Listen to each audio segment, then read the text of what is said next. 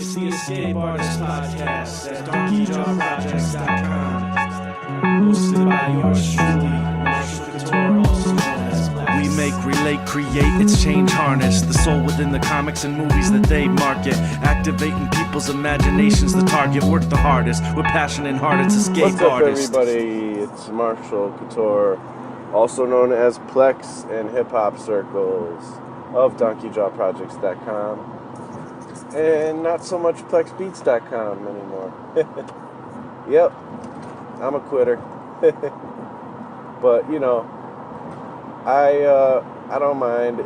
You know, my heart just kind of wasn't in it like I wanted it to be. I mean, I love making beats. I love hip-hop, don't get me wrong. But, I don't know, it just, you know, I've been building with this art stuff for a long time now, and I just get so much more response from the art, and I don't know, I just like the community better for the most part. I mean, my little hip-hop circle and certain people I run around with and stuff are fun and cool, but hip-hop, like rap and hip-hoppers in general, you get a lot of different characters, and I guess you do with art too, but for some reason it's just not my thing as much to get really deep into that. So, I don't know. I just have a lot more fun making art for some reason. And plus, when I'm doing the hip-hop stuff, like, I'm kind of super reliant on technology, and my computer broke down, so, like, I couldn't really do that anymore with art.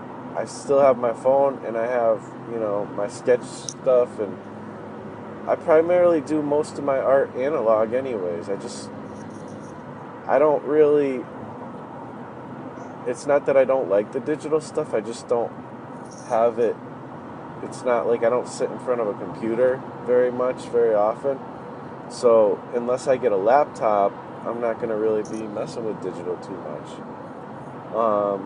And I really enjoyed, you know, analog stuff or whatever, physical stuff. So, and like different tools and stuff. So eventually maybe I'd get into digital, and that's cool. But yeah, I really enjoy the physical stuff. So the basic point of that is, with the art stuff, I don't really need to fight with technology constantly, you know?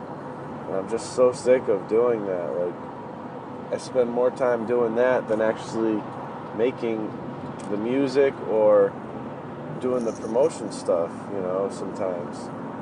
So, anyways, so my computer broke down. That's kind of that, plus, you know, it's the holidays, and just I've been super busy, and stuff like that. Because I could have, like the last podcast I put out, I just used my sister-in-law's computer, and I didn't put the intro and outro on there because I didn't have it. But I could at least put, you know, the recording of me talking on there. So, yeah, I just threw it on her computer. But, you know, like I said, it's the holidays, so it's like, one thing, my computer is not working, so it's an extra hassle to get it up. And not only that, but I'm extra busy because of the holidays. So, you know, I missed 2 weeks. And this one, I'm really committing to getting this one up this weekend, which will make it so that there was only 2 weeks missed. So sorry for missing the 2 weeks. It's really important to me that I get these out every week consistently. Originally, I wasn't making that a definite thing, but now it definitely is a definite thing. You know, when I got back onto this podcast, but it's a big deal to me, the consistency. And, you know, I think that people don't listen. A lot of people drop off when a podcast isn't consistent, and I feel bad that I didn't like warn everybody, but I kind of didn't know, and I probably should have made an announcement earlier. But last night I put out an announcement just saying I'll be back soon, you know, sorry for missing 2 weeks, but the computer had computer issues and stuff like that. So, and I mean, sometimes I kind of feel like I just have one listener, anyways, because Eddie Crosby, because he's like the only, he like responds every episode pretty much, and he'll tweet, he'll put my post out and stuff like that, and help me promote it, which is awesome. Thank you very much, man. It's crazy that an artist that I kind of look up to, is into it that much, so that's really cool. But I know there's other listeners out there. What I was saying is I kind of feel like there's one listener because I really only get response from him. I guess lately I've definitely gotten response from a lot of other people, especially when I was, gung-ho about it before. I kind of took a year-long hiatus. So I think I kind of lost some people, unfortunately. But some of you guys jumped back on, and I'm sure some of you guys listen, but I just don't know it. But I wonder, it might be kind of cool to have like a little check-in or something somehow. Just, hit me up, let me know you're listening or something. I don't know. Just for my sake, really. It's kind of a selfish thing. Because I'm curious. Not that I'll stop doing it or anything, or that, my content, hangs on that or anything, but I just,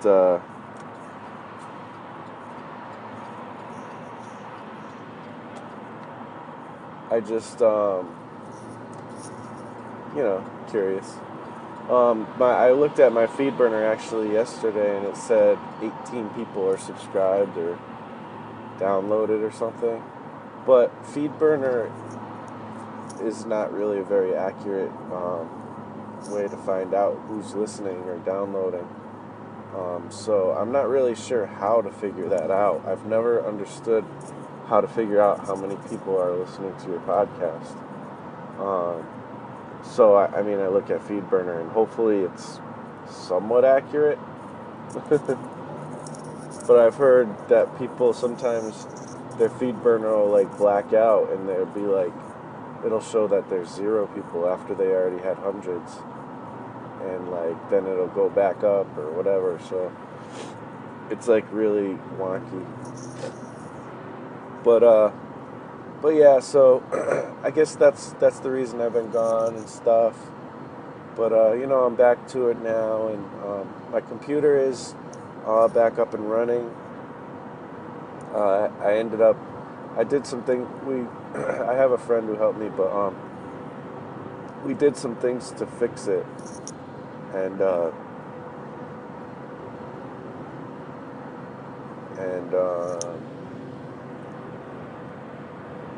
it was pretty much working, but for some reason, during all the stuff we did and whatever was virus or whatever was on there, the audio got messed up, and that was like a big part of what I use. I use that to edit my podcast, and you can't just have no audio on your computer. But for me, it's like actually extra important, especially when I was making beats and stuff. And I also am working on an album with my crew, Shadow of the Locust. So, I need to do some recording, and now that's another hassle because trying to get Pro Tools to work on my computer is a big hassle because it's not really technically compatible. I found a way around it last time, but I found the same site, and it's just such a hard thing. It's not like it's this crazy, weird step-by-step process that isn't 100% complete, and somehow last time I got it working, but I tried it again this time, and I'm like, I don't even know, like, it's not doing it, and I don't know. I kind of am almost more leaning towards finding some kind of interface I can grab for cheap, and even recording on Audacity or something, just to get stuff out. And maybe I could use another program, I don't know. but I'd have to probably buy it, so I don't have all the money in the world. But I do need some kind of interface, and I'm kind of sick of Pro Tools anyways, so I'd like to get some kind of interface so that I can record on whatever program it is, that I decide to record on. I mean, eventually I'll probably get the full Reason program, because that's I love that program, and with that you can record. Actually, I might even be able to record even with Reason Essentials.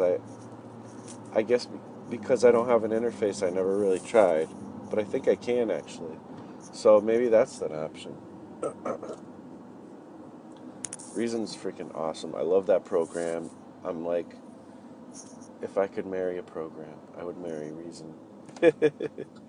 It's so cool. You could do so much stuff. It's ridiculous. And it's even with the limited Essentials version that I have, I still can't reach the end of different stuff I can do with it. It's just amazing. And the other version of it has so much more, and I want to get that, the real version of it, because I like playing around with that stuff, and it's just fun. It's like a fun toy. Even if I'm not seriously making music, I like to get in there from time to time and just play around. But yeah, I'm gonna have to pause it here for a second, and we'll get back to the podcast in a minute. Yeah, so I am back. It actually was a really quick stop here. But, so, what was I talking about? I gotta keep track on these better. I actually started recording this for 20 minutes, and then I stopped it and deleted it because I got onto this thing about politics. And I was just all I was trying to say, I guess I was talking about the whole art community and how I get along more with the art community, but I just happened to mention the funny thing is I don't even agree, with some of the social things, and it's not that I 100% don't agree. I've actually got kind of changed a lot in some of the things I think, but I tend to come from a little bit more of a conservative, standpoint or whatever, and liberal kind of used to be a bad word to me, but now it's not anymore. I actually agree with a bunch of stuff, but I do basically come from kind of a conservative standpoint of the way I think about social stuff and politics. But that's pretty much all I wanted to say, but I took 20 minutes going into examples. And then I'm just you know what? I don't know. Maybe I should just delete this out. And I was you know what? Screw it. I'll just start over. So yeah, that happened. But anyways, so yeah, I do love this community. You guys are super awesome, and it's just fun. We all support each other. We're not jerks to each other, and for the most part that I've seen, and we're open, to each other. We're not trying to have an ego or nothing like that. And I mean, I got plenty of things that probably people, I don't know, who knows, maybe people are talking behind my back. It's possible. But I guess if I don't know, then it doesn't really matter. Well, maybe it would if I was more famous or something, but I don't think people are, though. People seem to be pretty honest with me, and I know I'm honest with other people, so I don't talk, behind other people's backs and stuff. Because generally there's nothing to talk about. I enjoy everybody's stuff, So it's a cool community. Um, and yeah, so I guess we'll get into a little bit of updates. I mean, this episode is going to be more updates because I haven't talked to you guys in a couple weeks, and kind of if a topic comes out of it, that'll be awesome. But I guess what the topic kind of is I'm still on this. The last time I talked to you guys, I think I was kind of on my way out of the beat stuff already, but it's more solidified. I canceled my subscription or whatever, and to a couple things actually, and just I'm even tempted to delete the Facebook group I started, and maybe even the Facebook page for Plex Beats. It's just distracting, and all the other pages and whatnot, and even the website.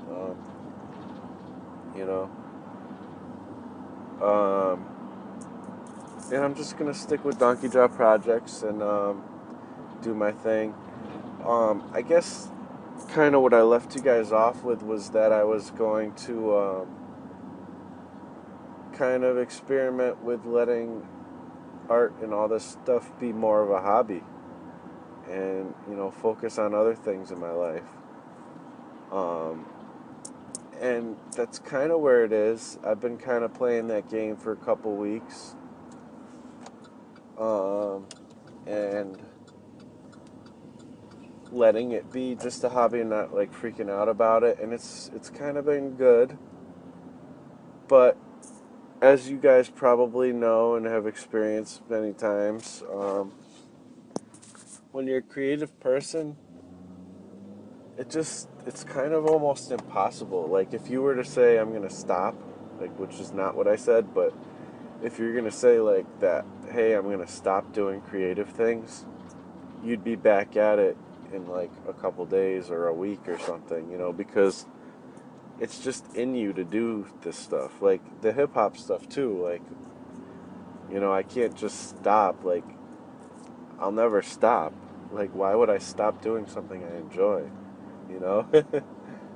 um, basic, and basically, in my life, this creative stuff is just a huge hobby that kind of got out of hand.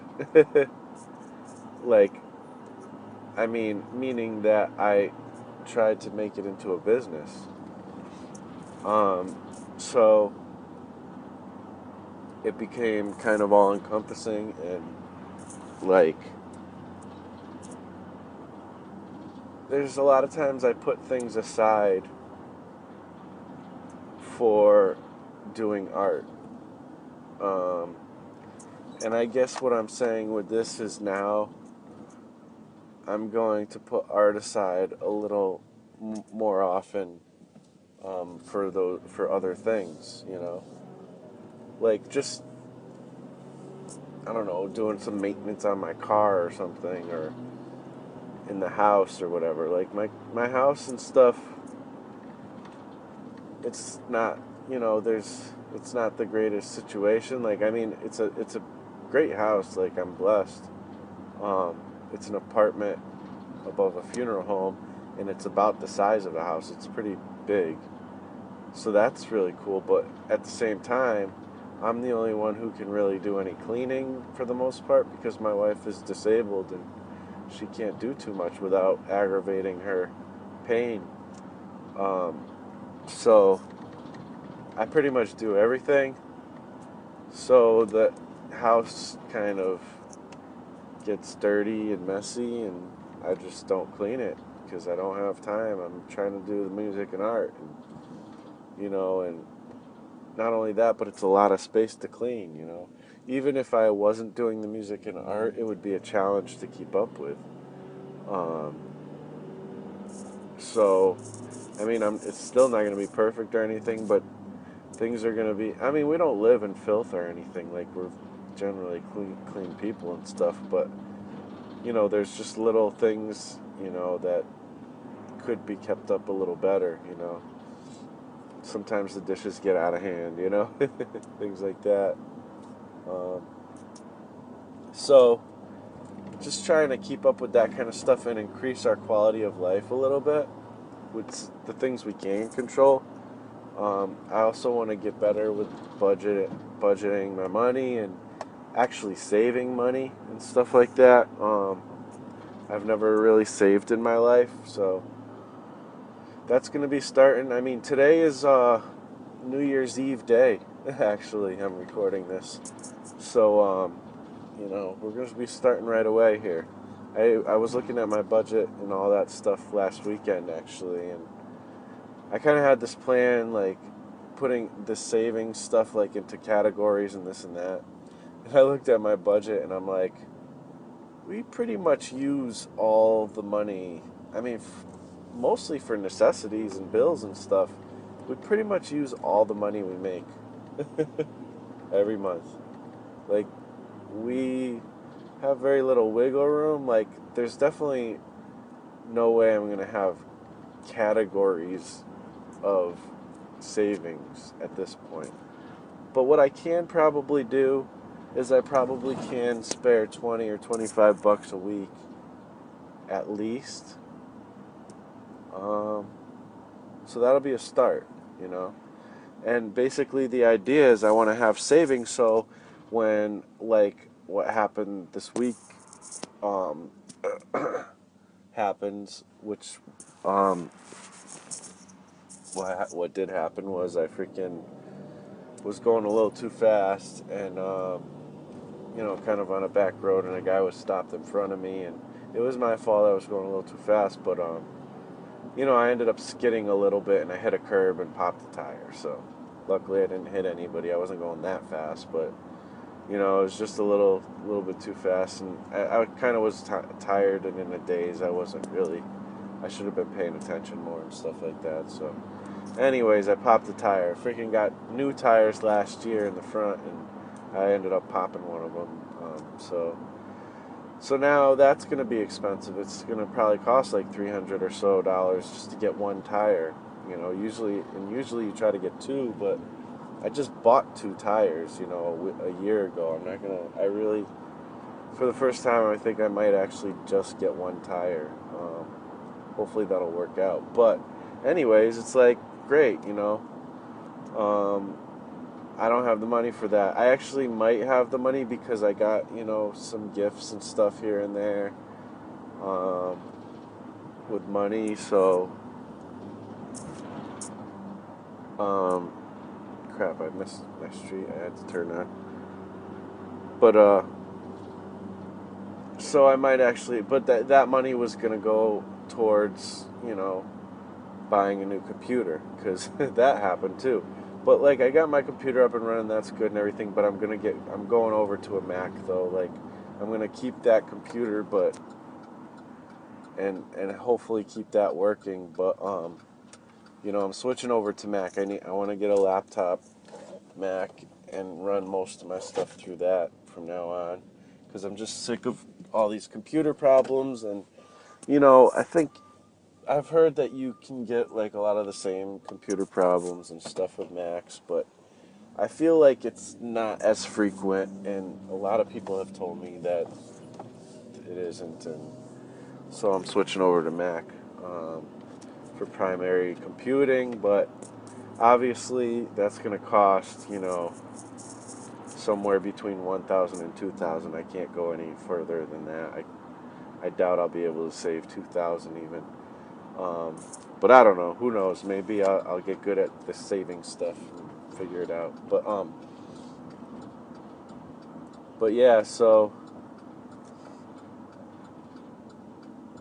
I'm gonna be switching over to Mac, and I was talking about something before that.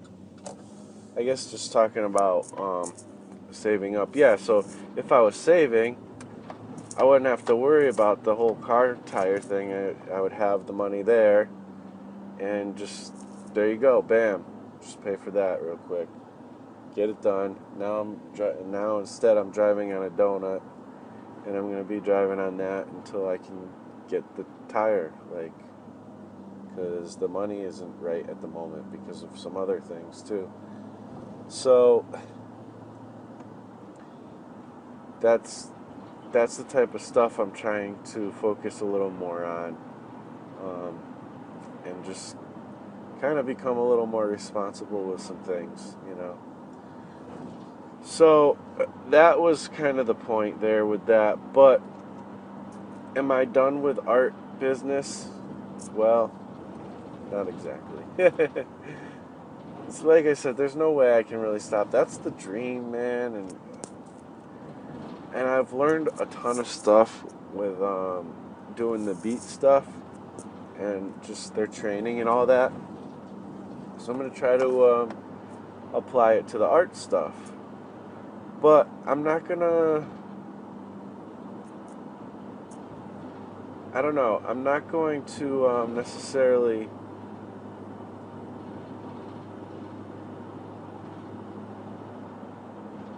I don't know. I guess I'm still trying to figure it out. But basically, what I want to do is, you know, you guys saw. Some of you guys might have seen what I was doing with the beat stuff, like doing the artist advice stuff and all that. Well, I was doing a video every day for a while there. And that's what I want to do, basically, is focus a lot on YouTube. I might even throw the podcast up on YouTube, the episodes. So we'll see about that. But I mean, the podcast will still be, you know, in your feed in iTunes and RSS and all that stuff.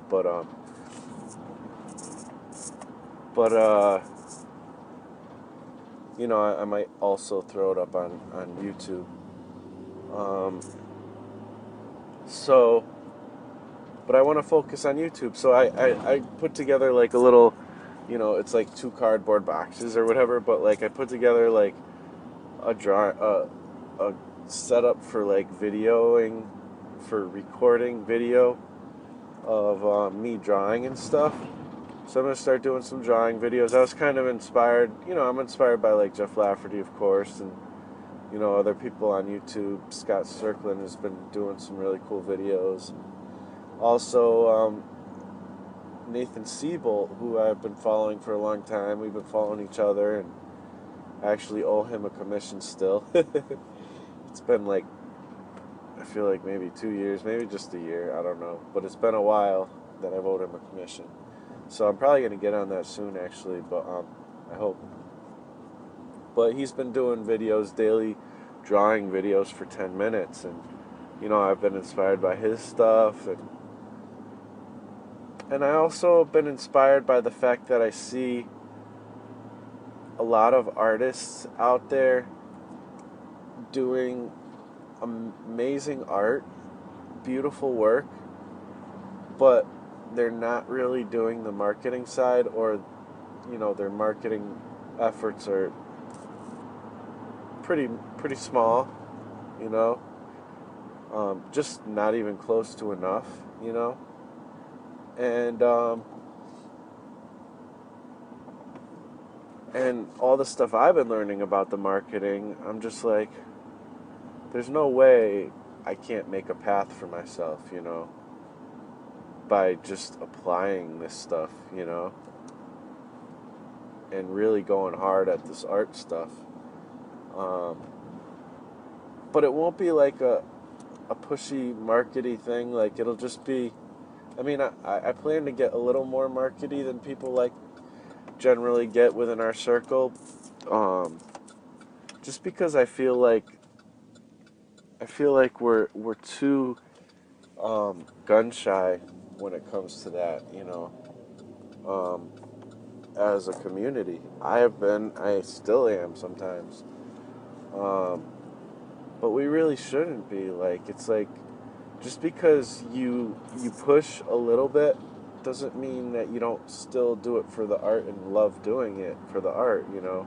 We gotta have, like, it's like everybody's gotta have like this kind of hipster mentality thing, and I'm not even saying hipster's bad. I'm just saying like where you're just, you're doing it only for the love, and it's, I don't know, it's just like, it's just not true, like, even those who say that, they still try to get work with illustration. Like, okay, so you're getting work in illustration, what's the difference? You're still not working for yourself, you're working for the man still, some other man, you know? And it's just like, you're not going to be able to get away from it, so why not push your own art, in that way? Why not, be a little bit markety? And I don't mean like in an annoying way, but just, why not take some risks and be a little bit more pushy than you're used to, to get your own stuff out there, like, isn't that what we all want, to make a living doing what we love, doing our art, I mean, I don't know. I mean, do most people who are illustrators do it because they love working for other people? I mean, I think you probably should love working for other people if you're an illustrator, because that's what you're doing. If you want to be an illustrator, you're not doing the stuff you want to do. You're doing the stuff somebody else wants to do. And if you enjoy being of service in that way, then do that. But you're gonna not, you can't really do that and be super addicted or interested in your own identity, as far as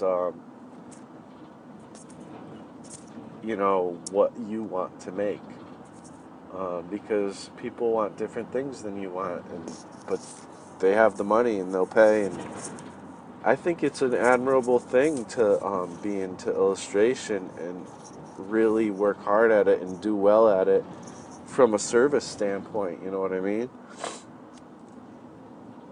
Excuse me, sorry for the sniffling again. I have a cold. Alright, I gotta pause it here. Alright, so yeah, I just think that if you're an illustrator and you really enjoy it, like, to me, like, your best bet, if to do well at it as being an illustrator, is to be very service oriented, and more of that than art oriented, actually. And I mean,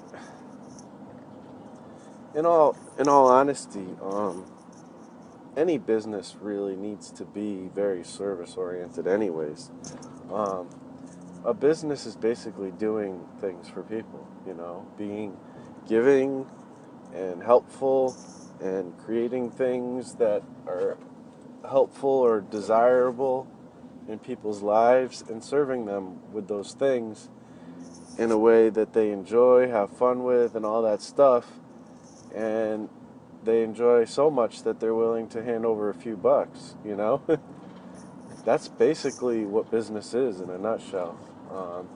Pure business. Obviously, there's all kinds of crazy greed that can happen, but for the most part, on our level, we'll probably always be just on that, doing that,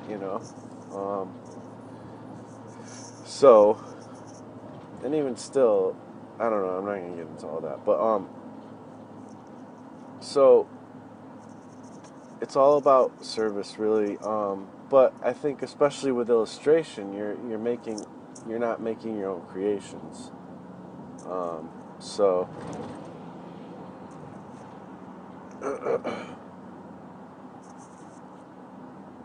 anyways, so, yeah, this guy just passed me, and he's like all pissed and stuff because I'm going too slow, I guess. But I'm probably going above the speed limit.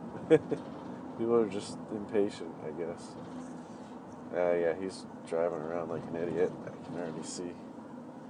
Anyways, so,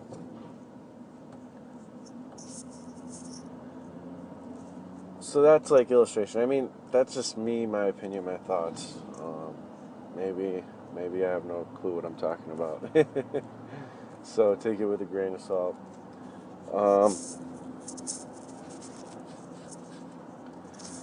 Let's see.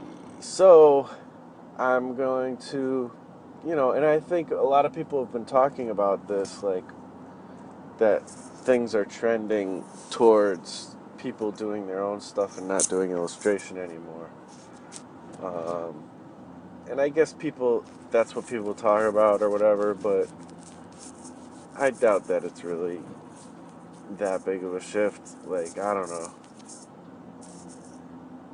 People are going to do what they're going to do, and people are going to do what they need to do to make a living, so it's going to be whatever it's going to be. I think people maybe are saying that just because it is easier, kind of, to create your own platform and work from that. But I was also very inspired by, there's a documentary on Netflix called YouTubers.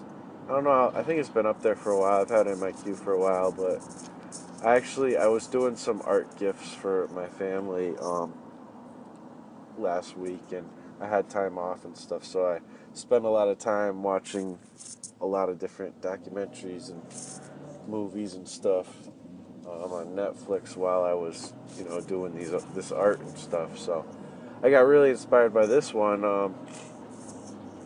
the YouTubers thing, and I'm just like, I love that, like that model, and even like Jeff Lafferty, he was talking about how, that's a big part of his business model is doing the YouTube videos. Like he literally that does that to get.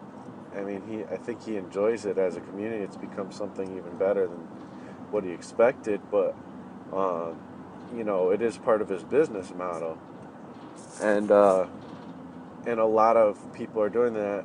There's that Lacree Fine Art girl. She's one of the only artists I've come across that's actually kind of using a lot of these business things. And I feel like she could be a little more, well, I guess she's being herself, so that's cool. But sometimes she's a little, like, I generally more lean towards stuff that's a little less polished and more personality, based. Um, at least in the stuff that I do, and I that's what I enjoy a lot of times. And her stuff is, she does that, but she's a little bit more professional than I tend to enjoy, as far as like, you know, that kind of content, I guess. But I want to be more professional, but I don't want to be super polished. I want my personality to show through and stuff like that. And I'm not saying she doesn't do that, but I actually look to her as a pretty cool example, though, because she's using a lot of these marketing things, and YouTube is a big part of her business plan. And I was actually asking her, and she's very responsive too. I was asking her, how she makes money, because she had this whole video about, using Etsy and eBay and the pros and cons. And she's like, I don't really use it that much anymore, but I recommend you try, and you can get some sales and stuff like that. And I'm just like, I, kind of wrote back to her, and I'm like, well, it kind of seems like you're saying don't use this. I know you're saying that you should try, but there's more cons than pros, it seems like. Like, is it even worth taking the time out? You might, you might even break even or something, but the time you put into like putting up the listings and stuff like that, and the pictures and all that stuff, like, is it even really worth it to add Etsy or eBay? I mean, obviously, the way Jeff Lafferty uses it, eBay is a pretty cool friggin' thing. But that's a little bit different.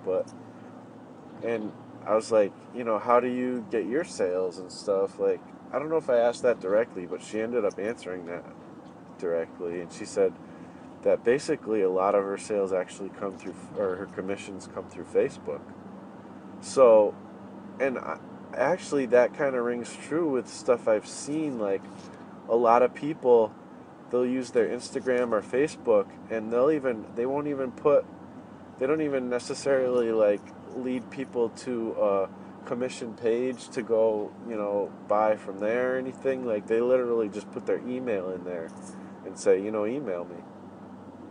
But it primarily comes through people getting to know them through Facebook or something like that. And so maybe that's really the thing to focus a little more on, is, to me, Instagram and Facebook.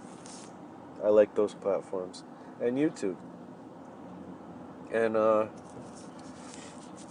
I think YouTube is a very important piece to the pie. Like most people that I hear who do like anything or have been trying to sell anything online, YouTube has been a game changer for them. Um,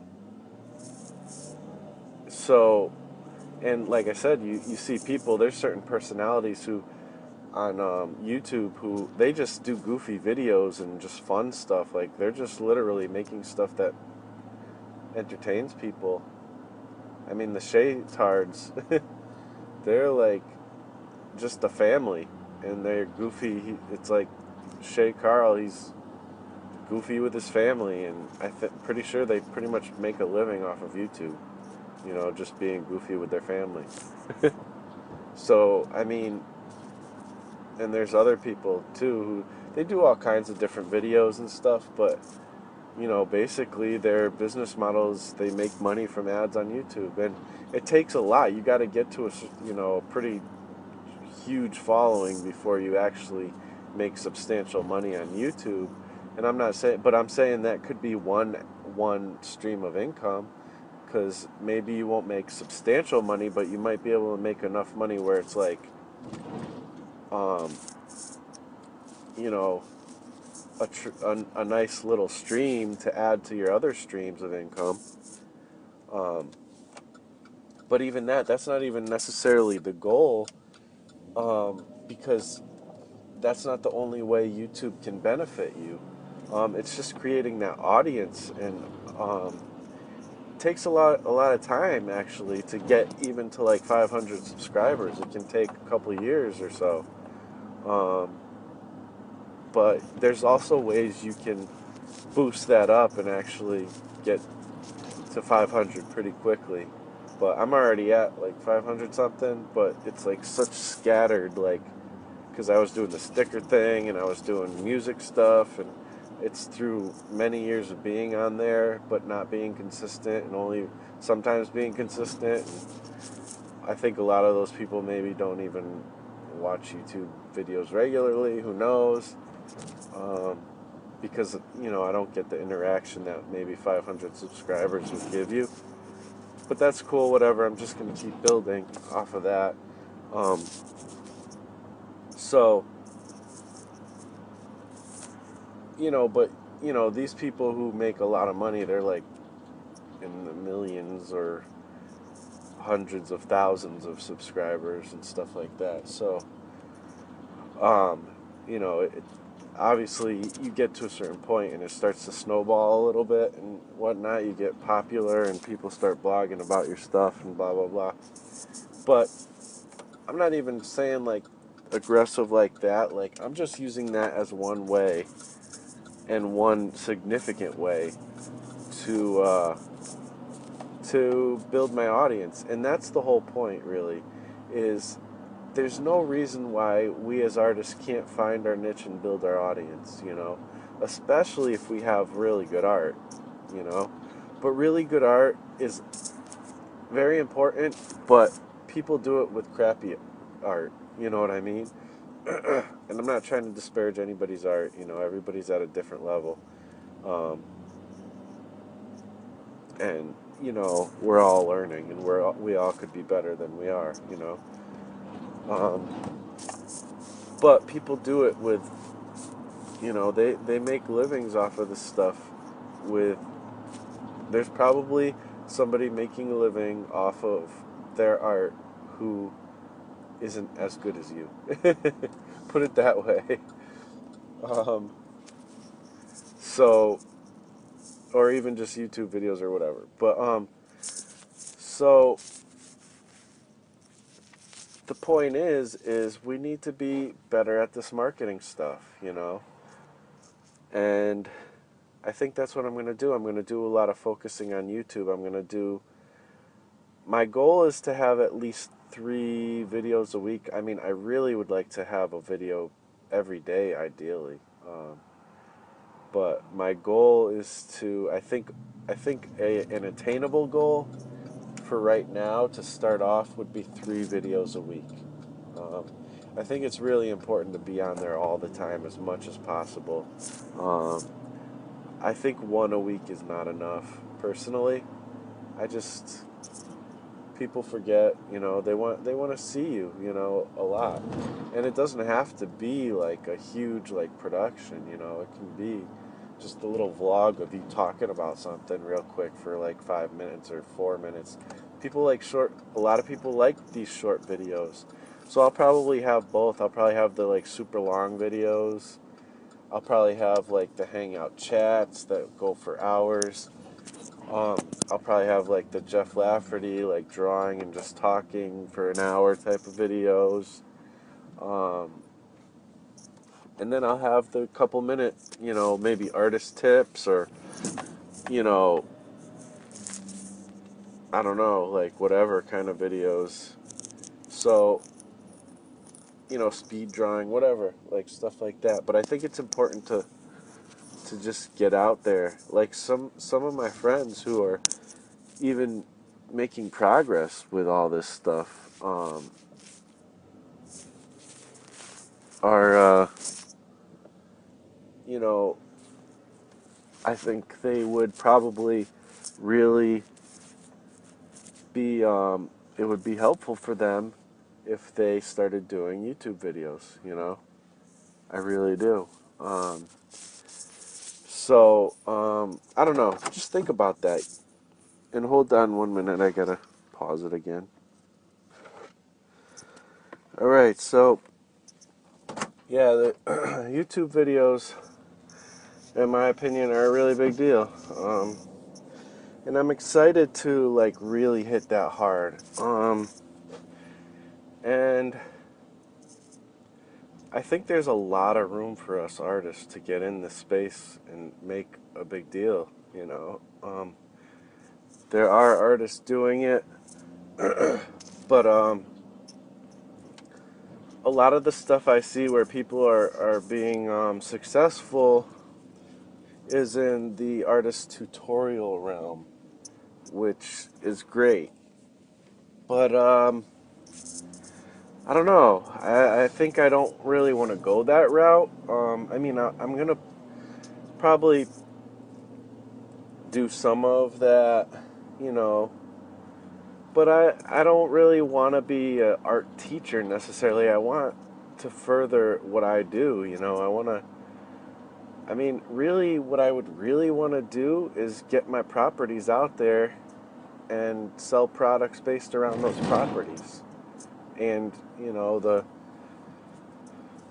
maybe animation, like silly, like little animations. I'm not talking about like a big grandiose like production, which who knows, maybe someday I can build up to that. But I mean, animation's crazy. It's a lot of work. But maybe I could do like a silly little shorts of like characters just kind of talking to each other and being silly and funny. I don't know if I really have the personality to like and the voice ability to pull that off, but maybe I could get some friends to help me. I don't know, with the voice parts. So I don't know. We'll see. But that's something I've always wanted to do. But that's, even the short stuff would be a pretty crazy production. Although there is some simple ways I know that I can do some things. So I might mess around with that. But that's not like even a big part of my plan. But just doing basically drawing videos, I really need to sit and think this out a little more, but there has definitely been some ideas. I was thinking about maybe doing like a comic review um, day, like a day where I do like a review on a comic that I read or whatever, and it'll be like anything from like an old Kirby comic to like freaking like literally anything, like an indie comic. Like if I get like I could do one on like Ryan Wheaton's Stronghold or something Jamie Gamble's done or something like that. There's a lot of books I buy from indie creators and I haven't gotten around to reading, so it's kind of going to be like just like almost a way for me to read more comics because I never take the time out to actually sit and read them half the time. I mean, I do eventually, but this will give me a chance to do it like on a weekly basis. So, and I'll just talk about my thoughts on it. I'm not trying to like be the biggest know-it-all, but it'll be a way I can promote my friends' comics and stuff too. So, I was thinking I might do a day where I do that each week or something, or, like I said, the drawing videos. I like the idea of doing drawing and talking. I like the idea of like putting it out on the web, like asking what should I draw and kind of maybe do that live or something. That I'm kind of stealing from Kat's Sketch, which she kind of does that, but I'll probably figure out my own way of doing it or whatever. Not do it quite like her. So yeah, the speed drawings. There's probably a million like funny, stupid things you can do. And the thing is, on YouTube, you want to be informed, just like everywhere else. Excuse me. You got to be like informative, entertaining, and or interesting. Those are like the things that cause people to want to check out your stuff. So it's not even necessarily all about your art, This is just a tool to attract people to you and your personality and your art. And people will buy your art just because they like your personality.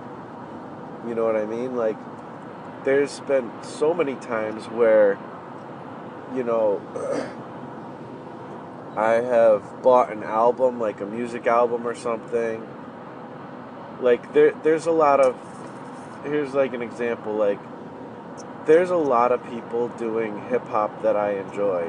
Like, there's a lot of, like, this type of hip-hop I like is your basic, like, underground, boom-bap style hip-hop, kind of from the 90s type of style, but updated or whatever, maybe.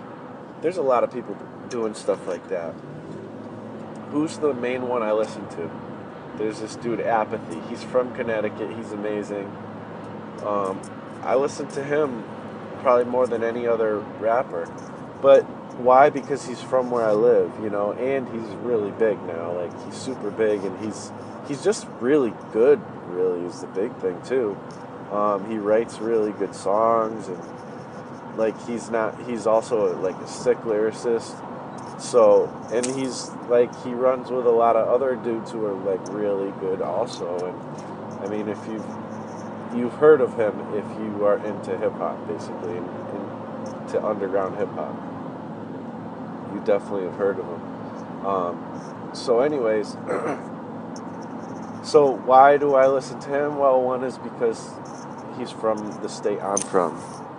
So that's a way I kind of relate with him as a person. And why I focus more on him than other people. So it's that personal connection, but there's so many times where, there's a lot of good artists out there, but, you're only going to buy one or two albums. You're not going to buy everybody's album. You go broke. But there'll be times where you hear an interview and you get to know what that person's like, and you're like, man, I really want to buy that person's album. They're already within the genre of stuff I'm into, but now I'm seeing their personality and they seem like a fun person to be around, Like, I want to know more about this guy. I'm going to buy his album. I've done that many times, just straight off of an interview. You know, so that's like the old method. Like, you'd be lucky to find a cool interview of like an underground guy you like or whatever, and that'll just cause you to buy the album or whatever. But now you can do that multiple times a week, and you know, just hit people up with your personality, and that is a huge selling point. Like Scott Circlin, like, I've been aware of his stuff since the mini comics dump truck and Art and Story, when we had the Art and Story forums and all that stuff. And you know, I was really impressed by his mini comic for that mini comic dump truck thing. That was when I made my first Glyph comic, you know. And so he's always been on my radar and stuff like that. And but I didn't even know that he did another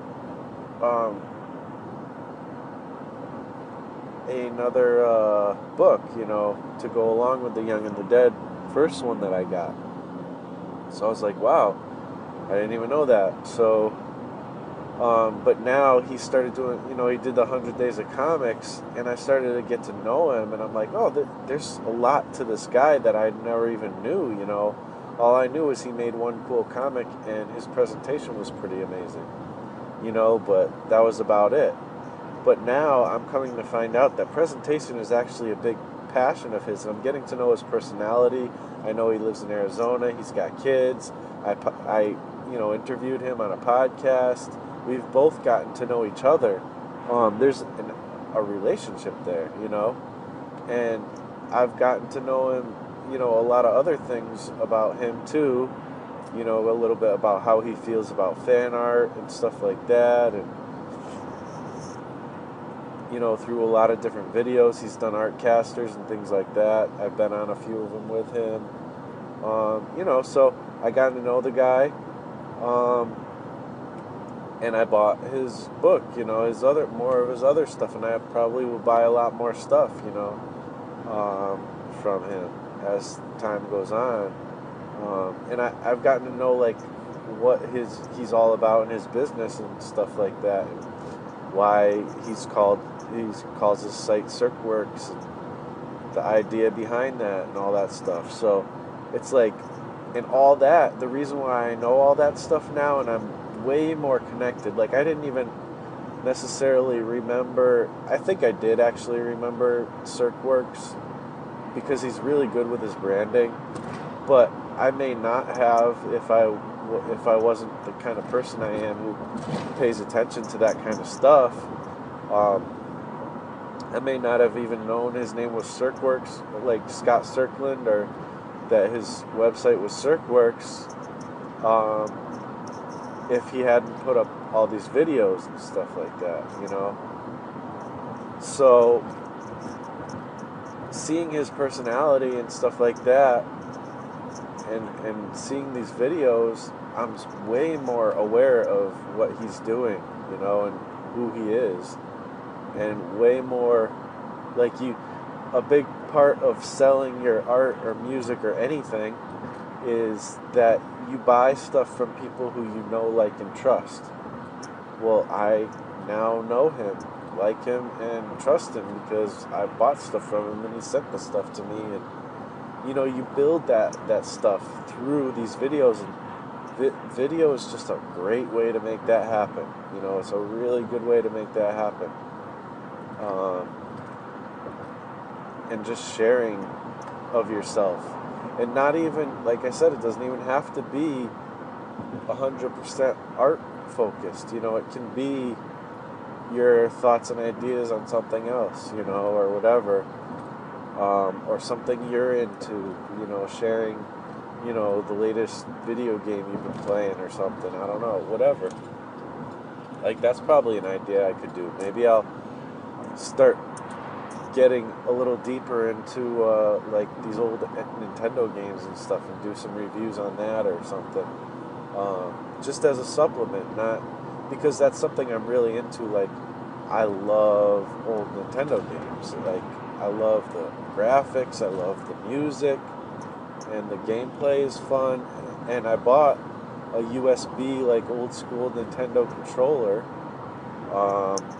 and I played like emulated games or whatever they're called on my computer. So why not? Maybe I could do some screen shares of that, or do some videos of me playing that, or just some reviews on what I think about some of the things in it, because I could get really geeky into that. There's a lot of other things I could talk about, and it's related enough where a lot of you guys would probably dig checking it out. Maybe I could do fan art of it. Who knows? But all that will lead to, my own things that I do, and people will get to know me, and the same thing with you guys. Like, there's a million different things, and it's really endless, the possibilities of what you could do on YouTube. And if you're afraid to, get on camera and stuff, just start out with like speed drawing videos or something. You could even just put music behind it. But I do recommend you eventually start talking to the camera at least. I watched the whole video from Dee Dee Williams, I think her last name was Williams. I might be getting her last name wrong, but Dee Dee. She's the one who did like the crazy painting art drawing thing of my face that I'm using as my avatar everywhere right now. It's really cool. But I was watching a video of hers, and she was kind of showing a lot of stuff off, but it was almost like a drawing video in that you didn't see her face, you just saw like what was on her table, and you saw like her hands. And she does do videos where you see her face. It's not because she's like afraid to do that. It just happened to be this one she wasn't, and the reason why is because she was showing a lot of books and different things that she wanted to show people. But even that, you could do that if you don't want to show your face. And eventually you'll warm up to the point where you do show your face, and I suggest that you do. But even if you don't, there's a lot of things you can do without, if you're too shy to kind of literally like put a camera on you and speak to the camera. I was too shy at one point, sort of too, but I also have done shows on stages and stuff, so I've gotten over some of that. Even though that still is something that's nerve-wracking to me. But, I'm not really shy in front of the camera anymore, Not at least when I'm in my own house. If I was, like, out in public, I would still I haven't gotten over that hurdle yet. Some people do videos right out in the middle of public, and, I guess I'll have to work up to that eventually. But, for the most part, I'm comfortable with talking to a camera now. So, but I wasn't always that way, and you can work up to that. And I do recommend that, because seeing people's face, body language is kind of like a really big deal and stuff. And it helps. That's another thing that helps people to know, like, and trust you. So, the whole idea is to build an audience, really. So, where do you collect your audience? It's the email list. So you want to constantly be driving people to your site to sign up to your email list, and have an incentive. If you sign up, you get this or whatever. And just keep building through that. That's where you're going to capture the people that you can actually continue to build relationships with, is through your email, though. And you use YouTube and Instagram and Facebook and whatever your recipe is, the things you like to be on, you use those things to kind of entice people in. And not in a bad way, but, you're showing your art is a big part of that, That's got to be kind of the main meat and potatoes is your art, or else you're building a different business than an art business, if that's not kind of the main part of it. But you can add a bunch of other things to kind of spice it up. It's like you don't just eat, a plate of, plain, beans and I don't know, a hunk of meat or something like that, and potatoes or whatever, you cook it up. You peel the potatoes, you mash them up, or you bake it or whatever. You put some butter and some salt, pepper, and other spices. Same thing with the meat. You spice it up. You create something that's palatable and tasty. It's the same thing with this art stuff. You don't just give people the raw art and that's it. You give them the spices of your personality and just things you're into, and spice it up. There's so many different things you could do to kind of bring more flavor into what you're doing. You put also with like logo designs or just like different production type of things, putting overlays on things, and your links and your fonts and all that stuff is part of the spice of it. Little promo images, things like that. All the contests, events, things like that. All that stuff is like preparing the whole dish of you and your art, and creating something that people are interested in and attracted to, possibly eventually make a purchase. And it takes a lot of work, but it's kind of fun, like, to me, like, to figure that stuff out. So I'm going to be pushing in that direction. And I really like, I guess another thought, and I know I'm probably starting to go pretty long here, but another thought is comics. What am I going to do with comics? To me, comics is, I've been thinking a lot about this, and I think I'm going to just let comics be a something I do for fun, more on a hobby level.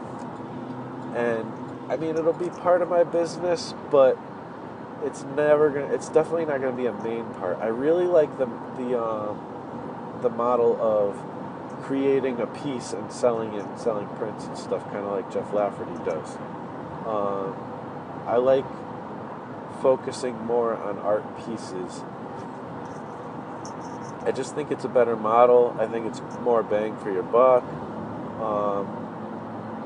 And comics, it just isn't a good financial model, really, at least to base a whole business around. Unless you're doing web comics is like the one way. Like, if you can put out a web comic multiple times a week, that's one way you can kind of do it. And I'm not saying if you're really wanting to do just comics, don't go for it. You might have to work for a company or whatever. I don't know, like, but especially if you're doing the art of comics, it just takes so long, And I'm not saying you can't find a way to do it, but maybe mini comics is the route. Like, I could bang out mini comics quicker probably, but I'm kind of leaning more towards the art piece as being the main thing, and the comics to be like a secondary part, of the business. And I think that I'm going to focus on just doing the comics I want to do, kind of my own creations, because what's the point of doing all that work if it's not even like your own thing, It's just too much work, too much investment, I don't know. That's where I'm at with it. Everybody's at a different place with comics, and I'm rooting for you if you're going gung-ho for comics, because I do love comics, So, and I do want to continue doing them, but I don't know that I can focus on them and stay sane and try to do an actual business around it. And my music that's another one that's kind of secondary. Like, it's going to be part of the business model, but it's just kind of more a spice thing. The main thing, I think, the product will probably be, one-off pieces, and maybe some of my business will also be, art tips. Like, I'm thinking of maybe doing a book or something, or or maybe many books on making it with this art stuff, art business stuff, whatever, like stuff around that topic, stuff I talk about a lot on this podcast. And, actually, I'd like to hear your opinion, guys. Like, what do you think about that? Do you think that you guys would be interested in an ebook or a physical book or an audio book or anything like that, or any kind of like training or webinars or anything around that whole area of things from me? Like it would be more professional, like, than this podcast too. It would be like organized and have steps or whatever it is. It would take a different form. Like, this podcast is just kind of like my journal-y thoughts, and then I have interviews sometimes. But this would be like a more like structured type of thing, like book or whatever. Would you guys be interested in products like that?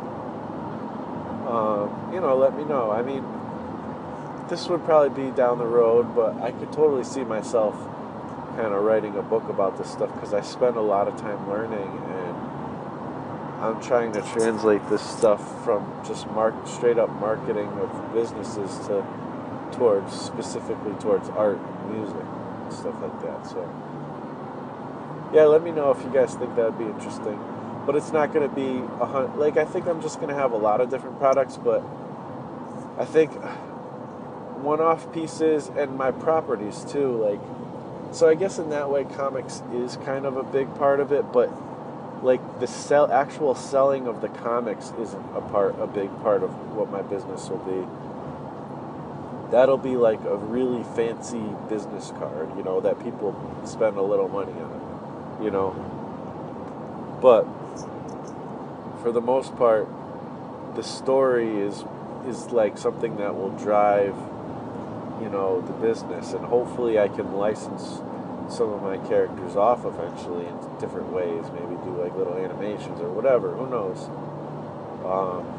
The possibilities are endless when you have properties that you own that are popular, So I'd love to get properties to be known and popular and build an audience. And that's kind of the whole main point, is just to continue building an audience and finding ways to monetize that are like, not greedy, but just like life-sustaining, so I can maintain a lifestyle and maybe do what I love. That would be really cool. And serve and help people. I would love to find ways to do that with my art, So, anyways, that's my thoughts. That's what I've been thinking about. That's what I've been kind of trying to figure out. So this stuff is kind of in hobby land, but I guess I'm going back to businessy stuff. But my priorities on some other important stuff are a little bit bigger than they were, before, I guess. So, I don't know. It's always evolving, always changing. You guys are probably like, this guy is so unstable. Sorry. But I guess maybe I am. But it's just, I don't know, maybe it's because I'm still somewhat young. I don't know, I'm about to be 36, I think. I don't want to get too old and not have any momentum, but some people don't. I mean, Jack Kirby didn't really make all that amazing stuff. I mean, he was already making amazing stuff, but, when he and Stan created pretty much what is the Marvel Universe today, I think he was like 65 or something, so... I got time. Anyways, you guys are awesome. Thanks for listening. Give me a shout out if you listen to the show. I'd love to see who's checking it out. And thanks for listening. Have a happy new year. A nice, safe, happy new year. By the time you listen to this, it'll already have passed, so that's kind of silly. But I hope you're having awesome goals, and like real goals, and stuff that you're going to actually be able to do, attainable things, and just keep making that awesome art and keep pushing it out there, guys. I think that we have a lot of room to grow as artists, and I think we can make something out of this. So that's about it, guys. You're awesome. I'll talk to you on the next Escape Artist podcast. Background music provided by Mr. Poole. You can find show notes at donkeyjawprojects.com, where you can also sign up for the newsletter. If you'd like to support, go to patreon.com/Plex or go to iTunes and leave a review. And thank you so much for listening. Now get your butt out there and make some awesome stuff. It's Escape Artist.